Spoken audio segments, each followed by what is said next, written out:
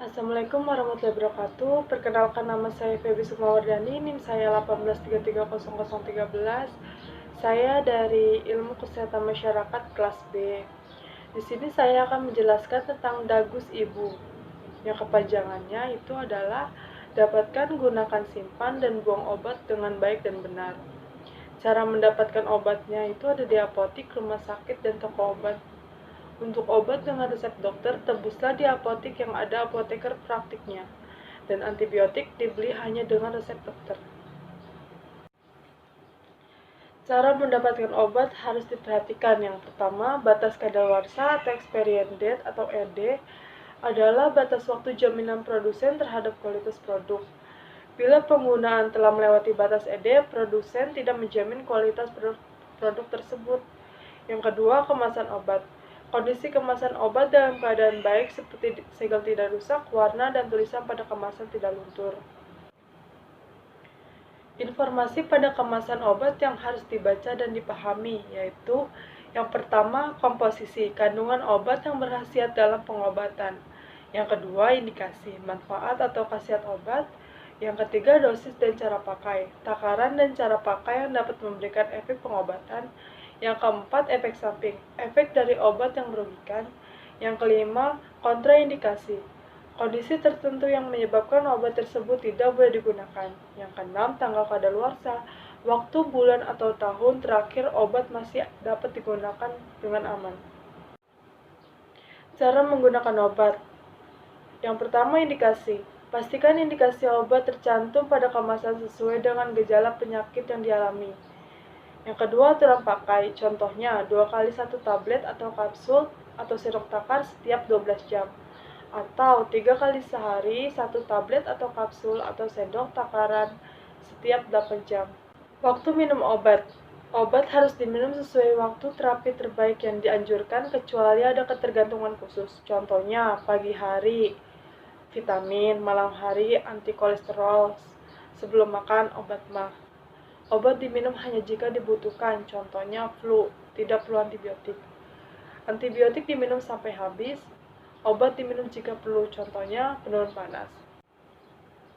Efek samping obat adalah efek yang tidak diinginkan mungkin terjadi setelah minum obat. Pada takar lazim misalnya, dapat menyebabkan kantuk, mual, dan gangguan dalam pencernaan. Kontraindikasi adalah kondisi tertentu yang menyebabkan penggunaan obat tertentu tidak dianjurkan atau dilarang karena dapat meningkatkan risiko terhadap pasien, contohnya ibu hamil. Penggunaan antibiotik bijak oleh masyarakat. Yang pertama, tidak membeli antibiotik sendiri tanpa resep dokter. Yang kedua, tidak menggunakan antibiotik untuk selain infeksi bakteri.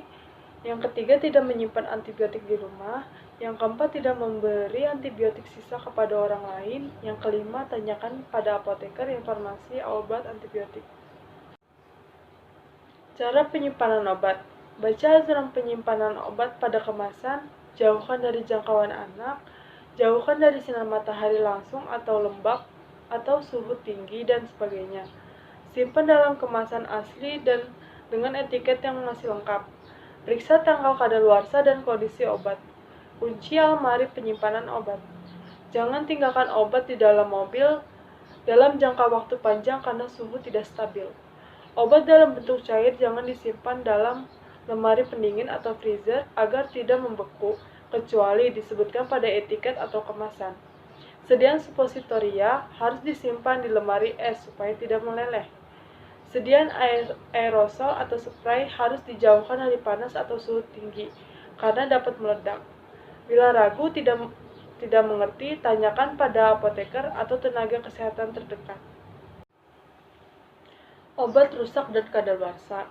Yang pertama, perhatikan waktu kadaluarsa pada kemasan obat. Yang kedua, obat kadaluarsa harus dibuang secara benar. Yang ketiga, perhatikan tanda-tanda obat rusak, seperti obat padat, perubahan warna, bentuk timbul bintik-bintik atau noda. Obat cair, perubahan warna dan kekentalan atau pengendapan. Yang keempat, walaupun belum kadaluarsa, obat rusak harus dibuang secara benar.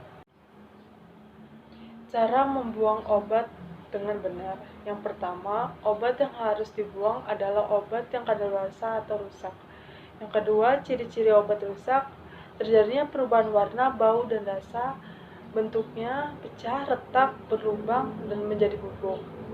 Kapsul atau puyer atau tablet itu lembab, lembek, basah, lengket.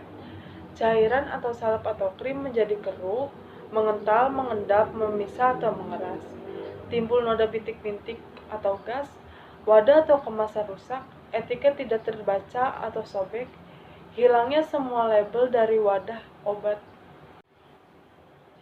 Selanjutnya, kapsul, tablet, atau bentuk padat lainnya hancurkan dahulu dan campur obat tersebut dengan tanah atau bahan kotor lainnya. Masukkan plastik dan buang ke tempat sampah. Untuk cairan, selain antibiotik, buang isinya pada kloset, dan untuk cairan antibiotik, buang isi bersama wadah dan menghilangkan label di tempat sampah. Selanjutnya, yang terakhir, intinya obat harus dimusnahkan dan tidak tersisa. Sekian dari saya, kurang lebihnya mohon maaf. Wassalamualaikum warahmatullahi wabarakatuh.